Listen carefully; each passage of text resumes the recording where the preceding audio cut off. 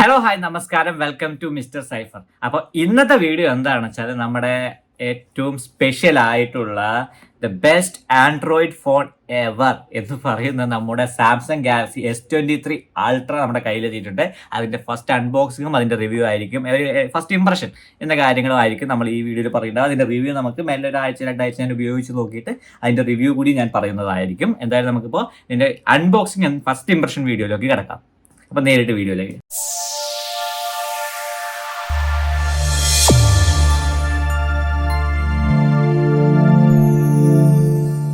ഇന്ന് നമ്മുടെ കയ്യിലുള്ളത് S23 അൾട്ര ആണ്. അതായത് ലേറ്റസ്റ്റ് ആയിട്ടാണ് ജസ്റ്റ് പർച്ചേസ് ചെയ്തിട്ടുള്ളൂ. സംഭവം ഒരു ചെറിയൊരു അൺബോക്സിങ് കഴിഞ്ഞു. അതിന്റെ വീഡിയോ ഞാൻ ഇതിന്റെ കൂടെ വെക്കാം. എന്നാൽ നിങ്ങൾക്ക് വേണ്ടി ഇതിൽ വരുന്ന എന്തൊക്കെയാണ് തരത്തിൽ കാണിക്കുന്ന തരത്തിൽ പറയാം. ഇതാണ് നമ്മുടെ ബോക്സ്. ഞാൻ വാങ്ങിയിരിക്കുന്നത് 12GB 256GB വേരിയന്റ് ആണ്. ബ്ലാക്ക് ആണ് എടുത്തിരിക്കുന്നത്. 3-4 കളർ വേരിയന്റ് ഉണ്ട്, എന്നാലും ഞാൻ ബ്ലാക്ക് തിരഞ്ഞെടുത്തത് ബ്രദറിന് വേണ്ടിയിട്ടായിരുന്നു. അപ്പോൾ ഇതാണ് നമ്മൾ അതിലുണ്ടാവുന്ന ഡിവൈസാണ്. ഫോൺ ഇതാണ് സംഭവം. S23 അൾട്ര ഫോൺ ഇതാണ്. അത്യാവശ്യം നല്ല രസമുള്ള ഫോൺ തന്നെയാണ്. പിന്നെ ഈ ബോക്സിൽ ഉണ്ടാവുന്ന കാര്യങ്ങൾ എന്ന് പറയുന്നത് കുറച്ച് മാനുവൽസ് കാര്യങ്ങൾ, അതിൽ ഉള്ളിൽ സിം ഇജക്ടർ ടൂളും കേബിളും മാത്രമാണ്. അഡാപ്റ്റർ നമ്മൾ വേറെ തന്നെ വാങ്ങണം. രണ്ട് ടൈപ്പ് വേരിയൻസ്, അതായത് 25 വാട്ടിൻ്റെ അഡാപ്റ്ററും കിട്ടും, അതേപോലെ തന്നെ 45 വാട്ടിൻ്റെ അഡാപ്റ്റർ കിട്ടും. 45 വാട്ട് കുറച്ചുകൂടി ഫാസ്റ്റ് ചാർജിങ് ആണ്. ഏകദേശം 30 മിനിറ്റിൽ 60% ഒക്കെ എത്തുന്നതെന്ന് പറയുന്നു. ഞാൻ വാങ്ങിയത് 25-ൻ്റെയാണ്, കാരണം കേബിൾ നമ്മുടെ കയ്യിലുണ്ട്, വേറെ അഡാപ്റ്റർ കയ്യിലുണ്ട്, അതുകൊണ്ട് അത് വാങ്ങാൻ നിന്നില്ല. അപ്പോൾ അതായിരുന്നു. അപ്പോൾ ഇതാണ് നമ്മുടെ S23 അൾട്ര മൊബൈൽ. അപ്പോൾ ഇതിൻ്റെ പ്രത്യേകത എന്തെന്ന് പറഞ്ഞാൽ, ഒന്നാമത്തത് സ്നാപ്ഡ്രാഗൺ 8 ജനറേഷൻ 2-ൻ്റെ പ്രോസസ്സറാണ് വരുന്നത്. ഏറ്റവും ബെസ്റ്റ് പ്രോസസ്സർ, ഇപ്പോൾ ആൻഡ്രോയിഡ് ഡിവൈസുകളിലെ ഏറ്റവും ബെസ്റ്റ്, സ്നാപ്ഡ്രാഗൺ ഇറക്കിയതിലെ ഏറ്റവും ബെസ്റ്റ് പ്രോസസ്സറാണ് സ്നാപ്ഡ്രാഗൺ 8 Gen 2. അത് തന്നെയാണ് ഇതിൽ വന്നിരിക്കുന്നത്. പിന്നെ ഇതിൻ്റെ പ്രത്യേകത എന്ന് പറയുന്നത് S22 അൾട്രയെ അപേക്ഷിച്ച് നോക്കുമ്പോൾ ഇതിൽ 200 മെഗാ പിക്സലിൻ്റെ ക്യാമറ സെറ്റപ്പ് ഉണ്ട്. പിന്നെ ഉള്ളതെന്ന് പറയുന്നത് യൂണിവേഴ്സൽ ഫ്ലാഷ് സ്റ്റോറേജിൻ്റെ, അതായത് UFS 4.0 ആണ്. അത്യാവശ്യം നല്ല സ്പീഡിൽ തന്നെ റീഡ് ആൻഡ് റൈറ്റ് നടക്കുന്നതായിരിക്കും, നമ്മുടെ ഫയൽ ട്രാൻസ്ഫർ കാര്യങ്ങളൊക്കെ. അപ്പോൾ നമുക്കിതൊന്ന് സ്റ്റാർട്ട് ചെയ്യാം. നമ്മുടെ ഫോണൊന്ന് സ്റ്റാർട്ട് ചെയ്യട്ടെ. ഓക്കെ, ഏകദേശം സെറ്റപ്പ് കാര്യങ്ങളൊക്കെ ഞാൻ തന്നെ ചെയ്തു വെച്ച് കഴിഞ്ഞിട്ടുണ്ട്. ജസ്റ്റ് അതിൻ്റെ കാര്യങ്ങൾ കാണിച്ചു തരാൻ മാത്രമേ ഉള്ളൂ. അപ്പോൾ ഇതാണ് ഇതിൻ്റെ സ്ക്രീൻ എന്ന് വരുന്നത്. ഏകദേശം 1700 നിറ്റ്സിൻ്റെ ബ്രൈറ്റ്നസ് ഉള്ള ഒരു സ്ക്രീനാണ് ഈ S23 അൾട്രയിൽ വന്നിരിക്കുന്നത്. അത്യാവശ്യം നല്ല ബ്രൈറ്റ്നസ് ഉണ്ട്. നമ്മുടെ കണ്ണിന് പ്രൊട്ടക്ഷൻ ടൈപ്പിൽ ഒരു മാറ്റ് ബേസ് ആയിട്ടുള്ള നമ്മുടെ സ്ക്രീൻ ഗാർഡാണ് ഇതിൽ ഇട്ടിരിക്കുന്നത്. ഞാൻ എന്തായാലും ബ്രദറിന് വേണ്ടിയിട്ടായിരുന്നു ഞാൻ പറഞ്ഞിരുന്നു. അപ്പോൾ അതിന് വേണ്ടിയിട്ട് 30 യൂസിനനുസരിച്ചിട്ട് നമ്മളൊരു സ്ക്രീൻ ഗാർഡ് ഇട്ട് കൊടുത്തു. പിന്നെ ഒരു ബാക്ക് കവറും ഇതിനൊപ്പം ഞാൻ ജസ്റ്റ് ഒന്ന് പർച്ചേസ് ചെയ്തു. ഇതാണ് അതിൽ വന്നിരിക്കുന്ന ബാക്ക് കവർ. അപ്പോൾ ഇത് ഇടുമ്പോൾ അത്യാവശ്യം ക്യാമറയ്ക്കടക്കം പ്രൊട്ടക്ഷൻ കിട്ടുന്ന തരത്തിലാണ് ബാക്ക് കവർ. കാരണം പിന്നെ വയർലെസ് ചാർജിങ്ങിൻ്റെ സപ്പോർട്ട് കിട്ടുന്ന തരത്തിലും ഒരു ബാക്ക് കവറും വാങ്ങി. അപ്പം ഇതാണ് ഡിവൈസ്. ഈ ഡിവൈസിനെ കുറിച്ചുള്ള റിവ്യൂ, ഒരു ഫസ്റ്റ് ഇംപ്രഷൻ എന്ന് പറയുന്നത് അത്യാവശ്യം നല്ലൊരു ഡിവൈസാണ്. ആൻഡ്രോയിഡിൻ്റെ ഏറ്റവും ബെസ്റ്റ് ഡിവൈസ് എന്ന് തന്നെ പറയാൻ പറ്റും. ഞാൻ പറഞ്ഞ പോലെ ഇതിൻ്റെ മെയിൻ കാര്യങ്ങൾ പറയുന്നത് സ്നാപ്ഡ്രാഗൺ 8 Gen 2 എന്ന് പറഞ്ഞ പ്രോസസ്സർ, അടിപൊളി പ്രോസസ്സറാണ്. ഇപ്പോൾ ഇറങ്ങിയ ഏറ്റവും ബെസ്റ്റ് പ്രോസസ്സറാണ്. അപ്പോൾ അത് ഏറ്റവും ലേറ്റസ്റ്റ് ആയ അതിനെ ബേസ് ചെയ്തിട്ടുള്ള കമ്പോണൻസ് കാര്യങ്ങളൊക്കെയാണ് ഈ ഫോണിൽ സെറ്റ് ചെയ്തിട്ടുണ്ട് എന്നാണ് കമ്പനി പറഞ്ഞിരിക്കുന്നത്. പിന്നെ പറയുന്നത് എന്താ വെച്ചാൽ S22 അൾട്രയിൽ നിന്ന് S23 അൾട്രയിൽ യാതൊരു വ്യത്യാസവും ഇല്ല എന്നൊരു കാര്യമാണ് സത്യാവസ്ഥ.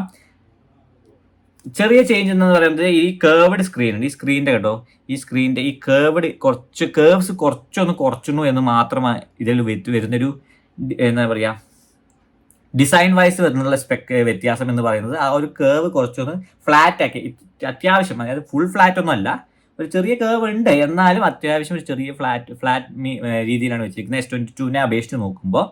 പിന്നെ പറയാവുന്ന ചേഞ്ച് എന്ന് പറയുന്നത് ക്യാമറയിൽ വന്ന ചേഞ്ച് മാത്രമാണ്. പിന്നെ ക്യാമറ പ്രോസസ്സർ, അതിലല്ലാതെ വേറൊരു ചേഞ്ചും S22 അൾട്രയിൽ നിന്ന് വ്യത്യാസമില്ല. പിന്നെ ഇതിൻ്റെ പ്രൈസ് എന്ന് പറയുന്നത് ഓൺലൈനിലും ബാക്കി സാംസങ് സ്റ്റോറിലൊക്കെ കിട്ടുമ്പോൾ 1,24,000 രൂപയാണ് ഇതിൻ്റെ പ്രൈസ് റേഞ്ച് വരുന്നത്. പക്ഷേ നിങ്ങൾ സ്റ്റോറിൽ നിന്ന് കാര്യങ്ങളൊക്കെ വാങ്ങുകയാണെങ്കിൽ അത് ഒരു ഏകദേശം 1,26 റേഞ്ച്, 27 റേഞ്ചിൽ വരും. 26 റേഞ്ച്, മാക്സിമം 26 റേഞ്ചിൽ വരും. 1,26 ലക്ഷത്തിന് രൂപയാണ് ഇതിൻ്റെ പ്രൈസ് റേഞ്ച് വരുന്നത്.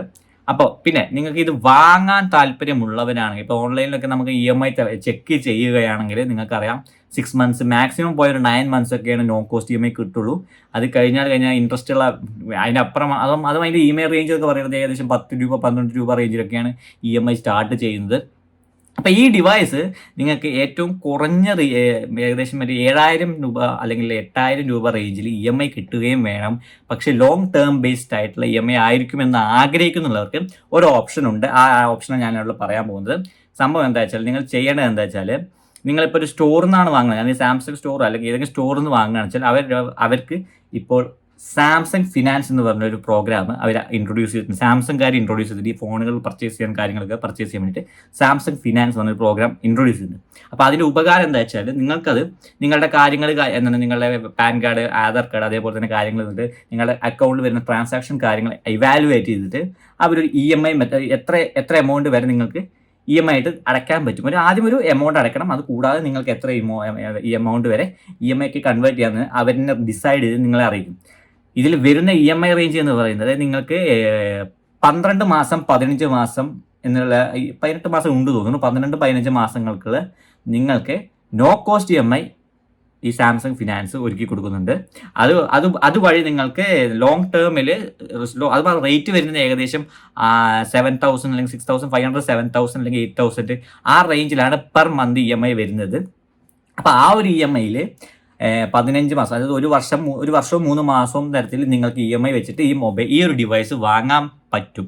അതിന് ആദ്യമായിട്ട് നിങ്ങൾ ചെയ്യേണ്ടത് ഈ ഒരു വല്ല സ്റ്റോറുകൾ ഉണ്ടെങ്കിൽ സ്റ്റോറിലേക്ക് പോയിട്ട് നിങ്ങൾ പർച്ചേസ് ചെയ്ത്, ഇപ്പോൾ ഏത് സ്റ്റോറും ആയിക്കോട്ടെ, മൈജിയോ ഇപ്പോൾ അവൈലബിൾ ആയിട്ടുള്ള ഏത് സ്റ്റോറും ആയിക്കോട്ടെ അല്ലെങ്കിൽ ഇമേജോ ഏതെങ്കിലും ആയിക്കോട്ടെ, ആ സ്റ്റോറിലേക്ക് പോയിട്ട് നിങ്ങൾ ഈ കാര്യങ്ങൾ അനൗൺസ് ചെയ്ത് സാംസങ് ഫിനാൻസ് വഴിയാണ് വാങ്ങാൻ ഉദ്ദേശിക്കുന്നത് എന്ന് പറഞ്ഞു. റെഗുലർ മന്ത്ലി ഇൻകം ഉള്ളവർ മാത്രം ഇത് വാങ്ങിയാൽ മതി. അത്യാവശ്യം മന്ത്ലി ഒരു 8,000 രൂപയൊക്കെ EMIക്ക് കൊടുക്കാൻ ഉള്ളവർ മാത്രമേ ഇത് വാങ്ങാൻ പാടുള്ളൂ. കാരണം അത്യാവശ്യം നല്ലൊരു എമൗണ്ടുള്ള മൊബൈലാണ്. ആവശ്യക്കാർ മാത്രം, അല്ലാതെ അനാവശ്യമായി വാങ്ങരുതെന്ന് ഞാൻ സജസ്റ്റ് ചെയ്തില്ല. അപ്പോൾ മന്ത്ലി റെഗുലർ ഇൻകം ഉള്ളവർ വാങ്ങാൻ പറ്റാവുന്ന ഇതേപോലൊരു ഹൈ എൻഡ് മൊബൈൽ വാങ്ങാൻ താല്പര്യമുള്ളവർക്ക് ചെയ്യാവുന്ന ഒരു ഓപ്ഷനാണ് ഈ സാംസങ് ഫിനാൻസ് എന്നൊരു ഓപ്ഷൻ.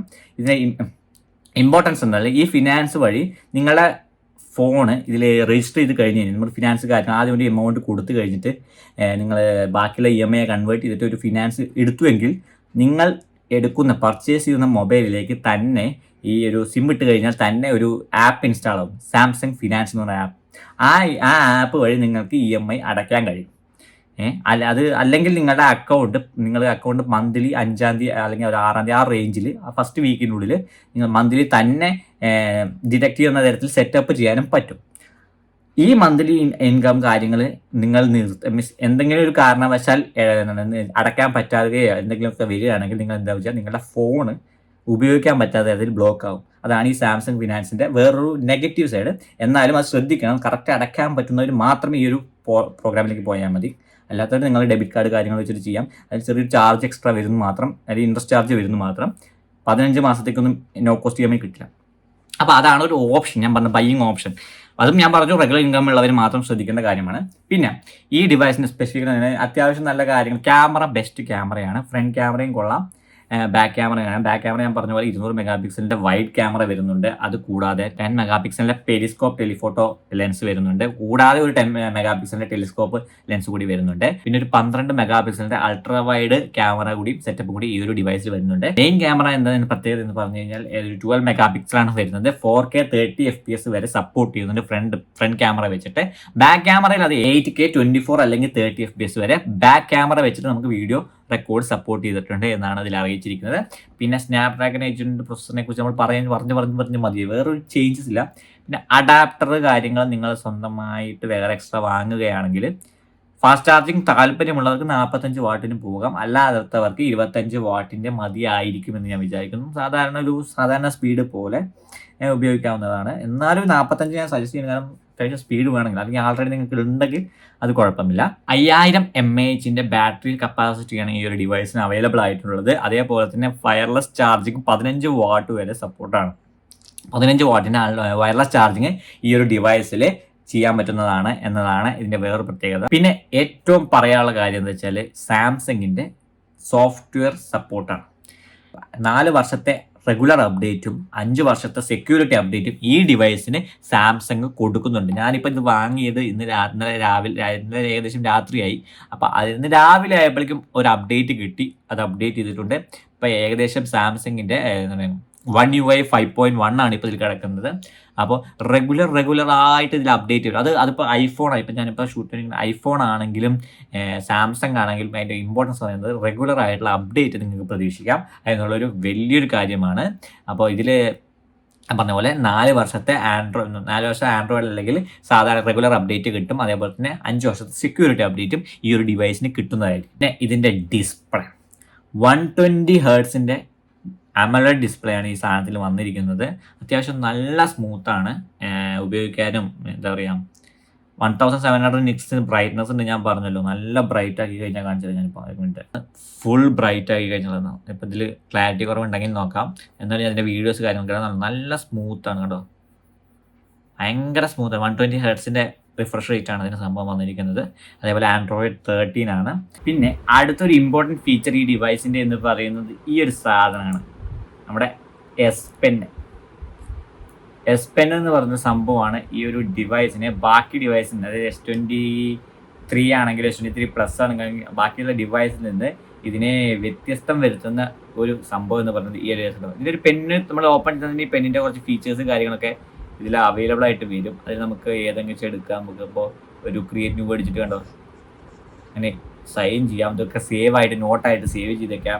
അങ്ങനത്തെ കുറേ ഫീച്ചേഴ്സ് കാര്യങ്ങളൊക്കെ ഇതിലുണ്ട്. അത് നല്ലൊരു കാര്യമാണ്. ഈ ഒരു പെന്ന് ശരിക്കും പറഞ്ഞാൽ ടാബിൻ്റെ ഫീച്ചേഴ്സ് കാര്യങ്ങൾ ഒരു മൊബൈലിൽ കൊണ്ടുവന്നാൽ എങ്ങനെ ഇരിക്കും, ആ ഒരു വ്യത്യാസമാണ് ഇതിൽ നിന്നുള്ള ഈ ഒരു പെന്നിനും കൊണ്ടുള്ള ഉപകാരം എന്ന് പറയുന്നത്. അപ്പോൾ നോട്ട് കാര്യങ്ങൾ ആരാണ് ക്ലാസ്സിൽ മൊബൈൽ കൊണ്ടുപോകുന്നത്? ഇല്ല, ആരും കൊണ്ടുപോയില്ല.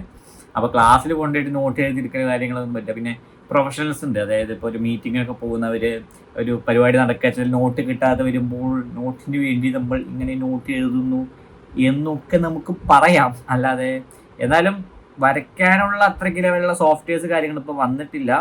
പിന്നെ അഡോബ് ഫോട്ടോഷോപ്പ് ഐപാഡിനുണ്ട്. ഇപ്പോൾ ഐപാഡ് പ്രോക്രിയേറ്റ് ഫോട്ടോഷോപ്പ് കാര്യങ്ങളൊക്കെ ഐപാഡിന് അവൈലബിൾ ആയിട്ട്. അത് ആൻഡ്രോയിഡിന് ഭാവിയിൽ അവൈലബിൾ ആവുകയാണെങ്കിൽ ഈ ഒരു സാധനത്തെ കൊണ്ട് നല്ലൊരു ഉപകാരം, ഡിസൈനേഴ്സിനൊക്കെ നല്ലൊരു ഉപകാരമാണ് ഈ ഒരു പെന്ന് കൊണ്ട്. ഇപ്പം ഈ ഒരു മെസ്സേജ് അയക്കാൻ അത് നമ്മൾ ടൈപ്പ്, അല്ലാത്തവർക്ക് എഴുതാവുന്നവരൊക്കെ കുറവാണ്. പിന്നെ മലയാളം കീബോർഡ് ഉണ്ടല്ലോ, ഹാൻഡ് റൈറ്റിംഗ് കീബോർഡ്, അതൊക്കെ ഉപയോഗിക്കുന്നവർക്ക് ഉപകാരമാണ്. അങ്ങനെ എഴുതിയിട്ട് ഇങ്ങനെ അയച്ചു കൊടുക്കാനൊക്കെ ഉപകാരമാണ്. അല്ലാത്ത പക്ഷം ഈ ഒരു ഡിവൈസ്, ഈ ഒരു സാധനം അധികം ആരും യൂസ് ചെയ്യില്ല. എന്നാലും പറഞ്ഞാൽ മീറ്റിങ്ങിന് കാര്യങ്ങളൊക്കെ, നോട്ടിന് റെഡിയാക്കാൻ, അങ്ങനത്തെ കാര്യങ്ങളിലൊക്കെ പറയാം. എന്തായാലും തന്നെ ഭാവിയിൽ നമ്മുടെ ഈ ഫോട്ടോഷോപ്പ് പോലെ ഡിസൈനിങ് സോഫ്റ്റ്വെയർസ് കാര്യങ്ങളൊക്കെ ആൻഡ്രോയിഡിന് സപ്പോർട്ട് ചെയ്യുന്നത് ഒരു ഹൈ ലെവലിൽ വരികയാണെങ്കിൽ ഈ ഒരു സംഭവത്തിന് ഈ ഒരു പെൻ എന്ന് പറഞ്ഞ സംഭവം നല്ലൊരു ഫീച്ചറായിട്ട് തന്നെ വരും. അത് അധികം വൈകാതെ വന്നിരിക്കും എന്നാണ് എനിക്ക് തോന്നുന്നത്. അപ്പോൾ അതാണ് വേറൊരു ഫീച്ചർ എന്ന്. പിന്നെ അടുത്തത് എന്ന് പറയുന്നത് ഇതിൻ്റെ ക്യാമറ സെറ്റപ്പാണ്. നമ്മൾ പറഞ്ഞല്ലോ ഫ്രണ്ട് ബാക്ക് 200 അതിൻ്റെ വ്യത്യാസം എന്താ നിങ്ങൾ കാണിച്ചു തരാം. നിങ്ങൾക്ക് നേരത്തെ ഞാൻ ഷൂട്ട് ചെയ്ത് കാണിച്ചിരുന്ന വീഡിയോനെക്കാട്ടി എന്തുകൊണ്ട് ഞാനിപ്പോൾ ഷൂട്ട് ചെയ്യുന്നത് iPhone 13 iPhone ഷീറ്റിലാണ് ഈ വീഡിയോ ഷൂട്ട് ചെയ്തുകൊണ്ടിരിക്കുന്നത്. അതിൽ നിന്ന് ഇതിൽ നമ്മളെ എന്താ പറയുക, ഈ ഒരു ഫോൺ വെച്ചിട്ട് അതേ വീഡിയോ നമ്മൾ ഷൂട്ട് ചെയ്താൽ എങ്ങനെ ഉണ്ടാവും എന്ന് ഞാൻ കാണിച്ചു തരുന്നു. നോക്കിയപ്പോൾ വ്യത്യാസം നോക്കൂ, ആ ഒരു ക്ലാരിറ്റിയിലെ വ്യത്യാസം നിങ്ങൾക്ക് ഇതിൽ തന്നെ കാണാൻ പറ്റുന്നുണ്ടോ? ഉണ്ടോ, മനസ്സിലായോ? ഇത് നമ്മൾ iPhone 13 ഇത് കണ്ടോ, സാംസങ്ങിൻ്റെ S23 Ultra ഷൂട്ട് ചെയ്യുന്നതാണ്. വ്യത്യാസം കണ്ടില്ലേ? അതാണ് മെയിൻ ആയിട്ടുള്ള ഇതിൻ്റെ ഇമ്പോർട്ടൻ്റ് ആയിട്ടുള്ള. ക്യാമറ പറഞ്ഞാൽ പക്കാ ക്വാളിറ്റിയാണ്. പിന്നെ സെൽഫി ഒരു രക്ഷയില്ല. ഞാൻ സെൽഫീൻ്റെ 2-3 സെൽഫി ഞാൻ അവിടെ ഇട്ടുതരാം. സെൽഫി പറഞ്ഞാൽ ഒരു രക്ഷയില്ല. സെൽഫിൻ്റെ രസം നന്നായിട്ടുണ്ട്. ക്യാമറയുടെ സ്പെസിഫിക്കേഷൻസും കാര്യങ്ങളൊക്കെ ഞാൻ കുറച്ച് ഫോട്ടോസും വീഡിയോസും ഇതിൻ്റെ ഒപ്പം ഇട്ട് കാണിച്ചു തരാം. അതുവഴി നിങ്ങൾ തന്നെ തീരുമാനിക്കും ഇതിൻ്റെ ക്യാമറ ക്വാളിറ്റി. അത്യാവശ്യം നല്ല ക്വാളിറ്റിയാണ്, നല്ല പ്രത്യേകിച്ച് നൈറ്റ് ഫോട്ടോഗ്രാഫി ഒക്കെ അടിപൊളിയാണ്. അതേപോലെ തന്നെ പകലും സെൽഫി ക്യാമറ അടിപൊളിയാണ്. ബാക്ക് ക്യാമറ ഒരു രക്ഷയില്ല. ഇപ്പം ഇറങ്ങിയാൽ ഏറ്റവും ബെസ്റ്റ് ബാക്ക് ക്യാമറ എന്ന് തന്നെ പറയാൻ പറ്റുന്ന 200 മെഗാ പിക്സലൊക്കെ എന്തിനാണെന്ന് ചോദിക്കുന്നവർ പലരും ഉണ്ട്. അത് നല്ലൊരു കാര്യം തന്നെയാണ്. കാരണം 200 മെഗാ പിക്സലൊക്കെ ഉപയോഗിക്കാവുന്ന ആവശ്യങ്ങളുണ്ട്. കാരണം ദൂരമുള്ള കാര്യങ്ങൾ നമുക്ക് എന്തെങ്കിലും ഇപ്പോൾ ഒരു പരിപാടികളോ പങ്കെടുക്കുകയാണെങ്കിലോ, ഒരു വലിയൊരു എന്താ പറയുക സ്റ്റേജ് പ്രോഗ്രാം കാര്യങ്ങളൊക്കെ പങ്കെടുക്കുകയാണെങ്കിൽ നമുക്ക് ദൂരമുള്ള കാര്യങ്ങൾ ഫോട്ടോ എടുക്കണമെങ്കിൽ നമുക്ക് അടുത്ത് പോയിരിക്കും ഫോട്ടോ എടുക്കാനുള്ള ഓപ്ഷൻ ഉണ്ടാവില്ല. അപ്പോൾ ഈ ഒരു സംഭവങ്ങളൊക്കെ അതിൽ ഉപകാരപ്പെടും. ബാക്കി നേരം ആ ഒരു സൂം 1 ലക്ഷമില്ല. ഞാൻ കുറച്ച് ഫോട്ടോസ് ഈ വീഡിയോൻ്റെ ബാക്കിയായിട്ട് ഞാൻ ഇതിൻ്റെ കൂടെ കൊടുക്കുന്നതായിരിക്കും. നിങ്ങൾ അത് നോക്കിയിട്ട് പറയാം. ഇതെന്തായാലും ഒരു അൺബോക്സിങ് ആൻഡ് ഫസ്റ്റ് ഇംപ്രഷൻ മാത്രമാണ്. ഇതിൻ്റെ ഒരു 1 വീക്ക് 2 വീക്ക് ഞാൻ ഉപയോഗിച്ചിട്ട് ഇതിൻ്റെ പെർഫോമൻസ്, ബാറ്ററി കാര്യങ്ങൾ കുഴപ്പമില്ല. ഇന്നലെ രാത്രി കുത്തിവെച്ചിട്ട് ഇതുവരെ കുറഞ്ഞു. ഇപ്പം എപ്പോഴും ഒരു 80-70 എത്തിയിട്ടുള്ളൂ. എന്നാലും ഇതിൻ്റെ ബാറ്ററിയുടെ പെർഫോമൻസ് കാര്യങ്ങൾ ഒക്കെ തന്നെ ഞാനൊരു ഡീറ്റെയിൽഡ് ആയിട്ടുള്ള റിവ്യൂ വേറെ വരുന്നതായിരിക്കും. ഇപ്പം എന്തായാലും ഈ വീഡിയോ അവസാനിക്കുകയാണ്. അതിനു മുമ്പ് ഈ ചാനൽ സബ്സ്ക്രൈബ് ചെയ്യുക, ഈ വീഡിയോ ലൈക്ക് ചെയ്യുക, നിങ്ങളുടെ ഫ്രണ്ട്സിന് ഈ വീഡിയോ ഷെയർ ചെയ്യുക. എന്തായാലും ഇതിൻ്റെ ഒരു ഡീറ്റെയിൽഡ് ആയിട്ടുള്ള ഒരു എക്സ്പ്ലെയിൻഡ് ആയിട്ടുള്ള ഒരു വീഡിയോ നമ്മൾ ഇതിൻ്റെ കൂടെ വരുന്നതായിരിക്കും. ഇതിൻ്റെ കൂടുതൽ സ്പെസിഫിക്കേഷൻസ്, ബാറ്ററി കപ്പാസിറ്റി, ഇതിൻ്റെ ടിപ്സ് കാര്യങ്ങളൊക്കെ തന്നെ, ഇതിൽ എന്തെങ്കിലും നമ്മൾ ശ്രദ്ധിക്കേണ്ട കാര്യങ്ങൾ, ബാറ്ററി സേവ് ചെയ്യാനുള്ള ഓപ്ഷൻസ് കാര്യങ്ങളൊക്കെ തന്നെ ആയിട്ടുള്ള ഒരു വീഡിയോ വരുന്നതായിരിക്കും. അപ്പോൾ അതുവരെ നിങ്ങളിൽ നിന്ന് വിട പറയുന്നു. Good bye.